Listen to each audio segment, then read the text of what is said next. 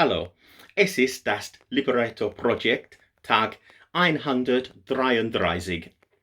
Hallo Melanie Pompas, ich hoffe, Sie haben alle Video gesehen, bevor Sie sich dieses ansehen. Ich spreche klein Deutsch. Hello, it's day 133 of the Liberator Project, and I'd like to give a shout out to Melanie, who's watching in Germany. And obviously I attempted to speak a little bit of German because I pander on this channel. I'm a people person, and I like to please, so a bit of pandering to the audience. I hope you appreciate that. And I'm sorry, Melanie, if I got your name wrong, but there's no umlaut in English, so I did my best. And when it comes to German, the only German I know is basically Rammstein, so I did my best. Now, Melanie so far watched 35 of the videos, and being German, she's determined to watch them in order. I mean, thank God, not alphabetically as well, but they're in the sequence. So she's got basically 120 videos to go, which I think is mad, but I appreciate your effort and dedication, and obviously you won't see this until you've watched them if you're going to follow your plan, but feel free to skip ahead and do what you want. I admire your dedication, but just take what you want from the channel. I mean, I don't think even I could cope with that much. It's about 20 hours of content, so well done. So you get a shout out for that. Now, the project is obviously on hold at the moment because I was selling up to buy a boat, but I can't sell my flat, which is the big thing I need to sell to buy the boat and get the docklands and start manufacturing things.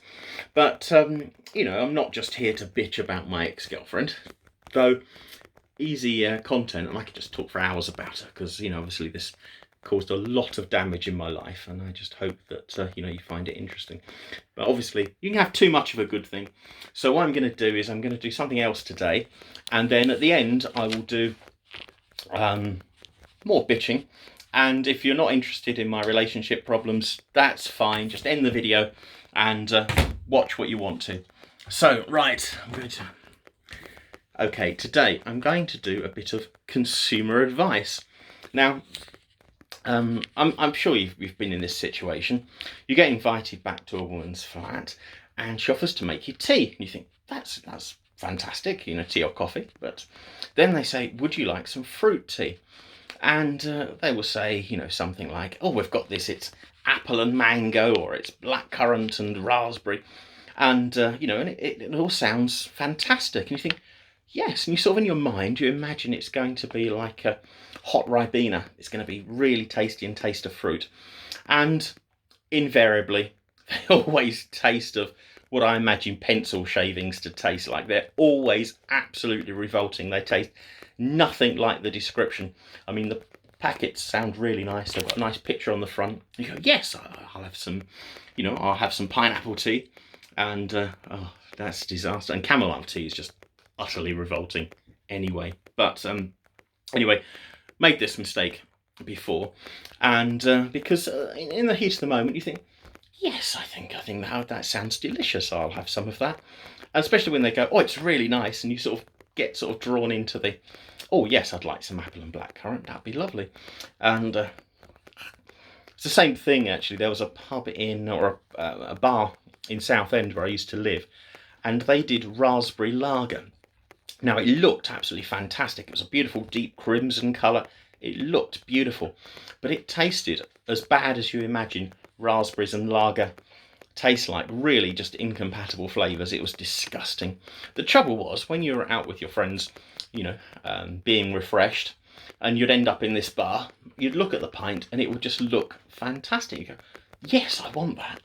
And so invariably you end up buying this damn stuff, and you really regret it. It's terrible. Avoid raspberry lager. That's another top tip from the channel. If you avoid fruit teas, avoid fruit lager. But consumer advice today, there are exceptions. There's this, which is very berry tea. Now this actually does taste of fruit. It's like just normal. I'll do this, some normal tea bags. And what I do is I make up see this, 2 tea bags, some sweetener in this. And that actually tastes of fruit. It tastes delicious, and it's really nice, hot or cold. So I tend to make a jug of that, and when if you're feeling cold, it's good to have it hot, and if not, put it in the fridge, and it makes a really nice drink. So seriously, this is the only one and I've tried a lot of fruit teas. This is the only one that actually tastes any good. So very berry. This is a consumer advice from the Liberator project, and that's the end of today's video. Now, I will continue talking about. I think it's part 7 of my relationship, but though I've been really unpopular, I almost never got downvotes, and then on my last one I got something, like, oh god, 4 downvotes, 6 downvotes. It was not popular, so please, stop watching here if you're not interested, and that's fine. And if not, I'm going to talk for a bit about the continuing disasters of what it's like to go out with a dominatrix. So goodbye, and for the rest of you, okay, you're warned. So don't downvote me, okay? In fact, yeah, vote up. Vote up, subscribe, like, share with your friends, support the channel. All these things are good, but not downvoting. Right. So anyway, where was I last time? I was bitching about my ex-girlfriend. Well, I've already done the bit that she had absolutely no willpower. And, it was, what can I say? She wasn't working because she had a bad back, apparently. Now, when I was between contracts, works contracts, at the time I had an eBay shop, and I was selling electronic equipment and all sorts of bits and pieces that I'd either fix or I'd buy job lots of computers. And, it paid the bills between contracts. It could earn quite decent money, it's certainly enough to keep me going between... Oh, there's a hedgehog scampering around. I won't put her on camera because she's terrible on the camera. She always gets angry. But so I bought things, job lots, and sometimes they worked out and paid, and other times they went really badly, and I lost a lot of money. But that's the nature of business. You learn from your mistakes. Now, like for example, I bought a job lot of calculators. That was disaster. Shouldn't have done that. A job lot of electric motors, though I might still be able to sell those because they're really big motors, and they were very good as generators for if you're using wind turbines. So if Prettina scrabbles over my foot, I will yelp like a little girl. Right, I'm gonna... So anyway, I made a bit of a mistake in my business. I'll talk about that. What happened was I bid on eBay, I think it was, there was 10 lots of computers and servers from the Bank of Paris. They were selling off their network system and their servers and computers. So I put a bid in, and for each one of the 10 auctions, a very low bid. And I thought, well, I'll win one of them at that price, and that's all I want, and that will be fine. And rather disastrously, I won all 10 auctions. So I ended up with, nearly 500 servers, which arrived in an absolutely huge truck. And, obviously it was an absolute disaster because it completely filled my lounge up. It was like completely filled the space in my own lounge with these servers. So yeah, we make mistakes. I have sold them since, and I did actually make a profit on them, but obviously I wouldn't have done it if I didn't know I was going to get 500 of the damn things. But it's all right. You can recover from things. Anyway, as I wasn't, as I was working and I couldn't do my own business because there's only so many hours in a day, and she was sat at home, I said, why don't you run my eBay business? Take over my eBay shop.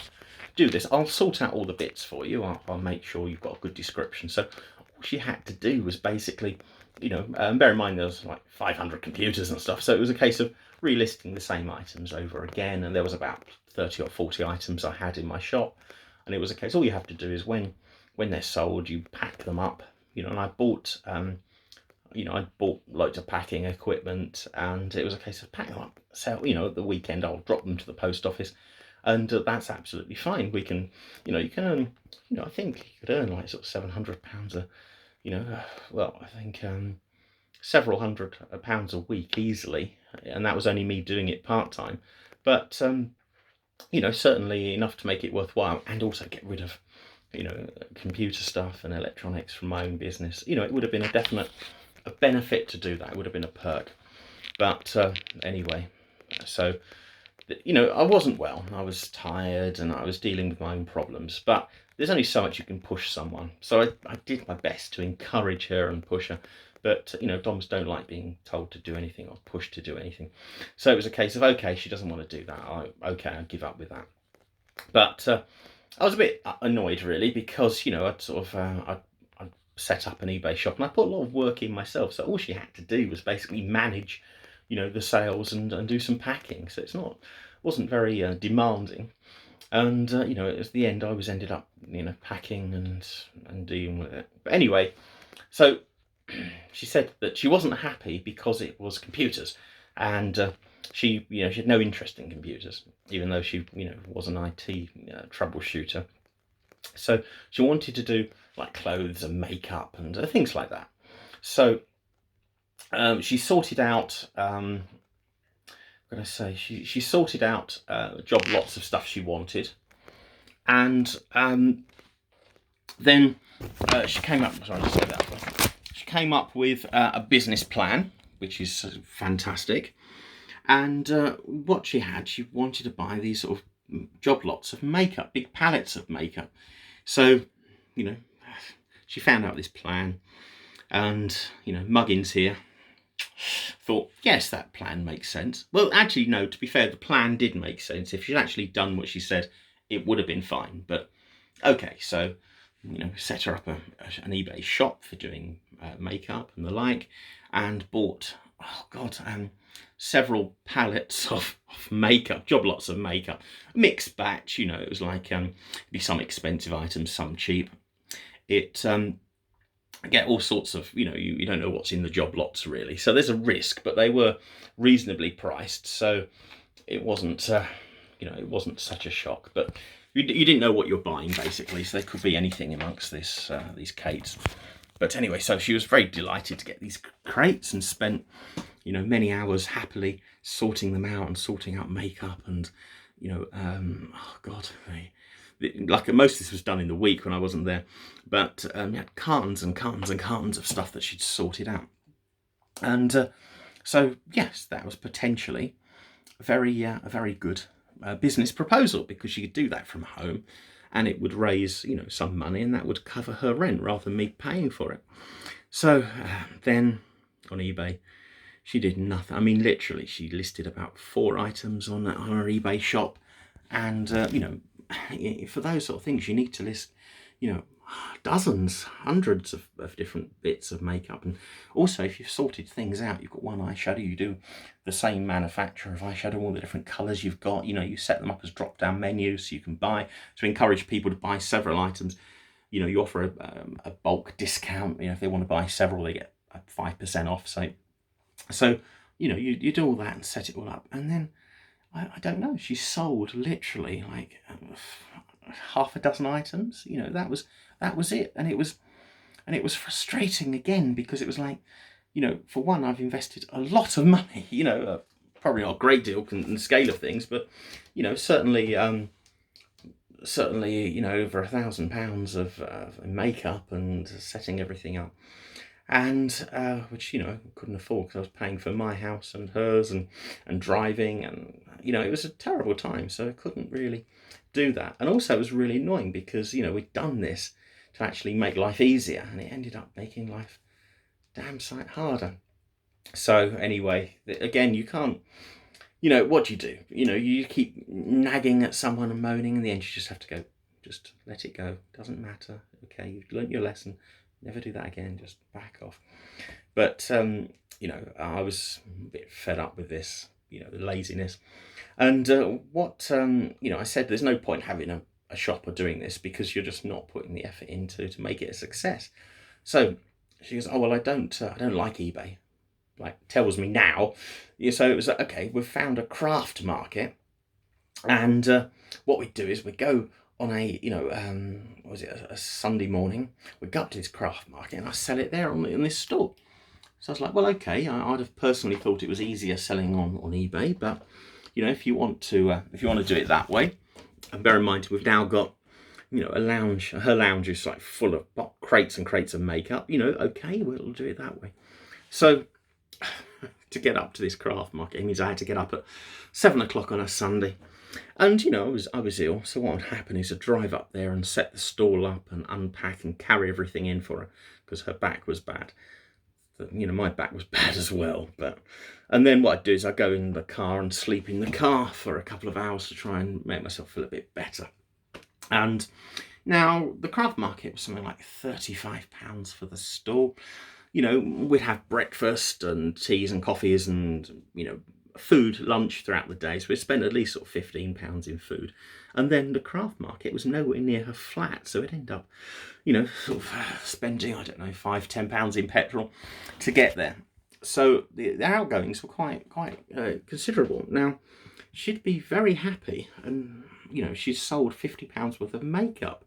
And you go, well, that's not, for start, like the day's cost us £60, but also it's like, well, that's not profit. That's just, you know, a sales. And it was sort of very frustrating, sort of, you know, sort of getting that through to her own business. Like, you know, it's not how much you take, it's how much profit you make that makes it worthwhile. So the sort of £60 of expense has to be dealt with from your profit before you've earned anything for that day. So another thing was that she was just terrible with people. What would happen is she was desperate to want to be liked and be friendly. So if someone offered her, you know, say she was selling some Revlon or Chanel perfume or something, and it was, you know, this was like £30 in the shop and she was selling it for 15. And if someone offered her something for it, like £4, she'd accept it. You go, but that's probably cost us more than £4 if you look at the scale of it. You know, I know it's a job lot. You can't really work out how much every item is, but if a lot of it's cheap, you've only got so many expensive items. That's where you've really got to make your money on these things. So not only would she accept offers, as people were leaving, she'd then give them, like, you know, oh, if you got this foundation, you need this eyeshadow, this, and she just, you please, oh no, she'd go, oh no, just take it, and she'd just give it away. And you know, I argued about this, tried to teach her about, you know, about business, but, you know, to be fair, you know, this made her happy, made her feel, you had a bad back, so I took the attitude, well, she enjoys doing this, it makes her feel happy and makes her feel useful, and she liked it. And, you know, okay, you know, it's too late, I've already invested in the makeup, so it doesn't matter anymore, that's just written off. And she's happy doing this, you know, to keep her happy, make her feel she's achieving something. Even though obviously I did tell her several times about what you need to do in business. Now, I don't know why she didn't do an eBay shop as well, because basically, you know, there's no problem, you could have done both. So anyway, after a few weeks, she came to me and, you know, she said, I need to buy some more stock for my makeup business. And I was like, but, you know, you've got boxes and boxes of stuff. She goes, oh no, that's cheap makeup, it's not worth anything, you might as well just throw it. So it's like, well, you know, you can't, you know, that's part of a job lot. You know, you have to do, you know, if you looked at the job lot, you've got to weigh up the stuff that's not worth much and the stuff that's expensive. So anyway, about this time, she had a parcel had been returned back to her. And I assumed it was a customer that, you know, she'd sold something to, and, you know, it got lost in the post, it had been returned. But it turned out, I mean, this was like a shoebox, and inside it was done beautifully. It was done with, like, you know, little stars and sparkles and tissue paper, all of which she'd had to buy. And then it was full of makeup. And, you know, it was, so it wasn't from a customer. What she'd done is she'd packed up, she said 20, but it's probably more likely 40 of these things. She'd actually made up parcels of makeup, that the colours, I mean, she knew about colours and stuff, but she'd make up parcels for people and was sending them off. And these were people she hadn't seen for like 4 years, probably never see again, as if she was trying to buy friends. And, you know, it's absolutely ridiculous, because just giving away all her stock, and even worse, she's paying to wrap it up and paying to post it. So, you know, basically it was a disaster in the end. you know, the makeup was worth nothing. I took it to the dump. I mean, I could have probably sold some of it on eBay, but I was ill at the time, and I was working full time, and I couldn't take on everything. I couldn't. There's only so much you can deal with, and you know. But I refused to buy anything else, and you know, Doms don't like being told no. I mean, that's perhaps self-evident, but we had so many rows about this, and basically I never did the craft fair again. I mean, my attitude was, if she wants to do it, get someone else, hire a cab and do it, you know. And I'm not even giving her the money for it, you know. It's like, if she thinks she can make a profit doing that and she likes doing it, please do it. But you know, my weekends were valuable. I needed to recuperate, especially after driving for so long, and you know, it just wasted a lot of my time and a lot of money, and yeah, well, that was a disaster. So, but there's more disasters to come. This is still bad decisions. I mean, I will, in the next few days, I will talk about her insanity because it took me a while to realise this. And you know, if someone tells you something, and you know, you've got no reason to not believe them, and you know, if you're naturally honest, you assume people tell you the truth. And it wasn't that she was lying, it's just that she was absolutely insane. She'd been committed to mental asylums several times before, which came out after about 6 months of going out with her. She was talking about her time in hospital. I was like, oh, what was wrong with you? And it was a mental illness. So at the moment, things are still, you know, well, a disaster. They're still based in the real world. Join me next time, and I will tell you more about what happens when you go off way with the fairies. Okay. Anyway, if anyone's still stayed for the last bit of this video, thanks very much. I'll see you tomorrow for, well, I'll do something else, and then I'll carry on with this story. Okay, see you soon. Goodbye.